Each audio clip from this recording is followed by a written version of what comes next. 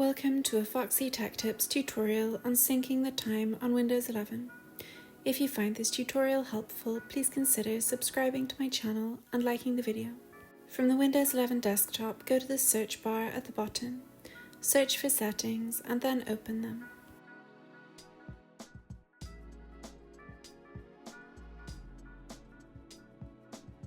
In Settings, select Time and Language from the left sidebar.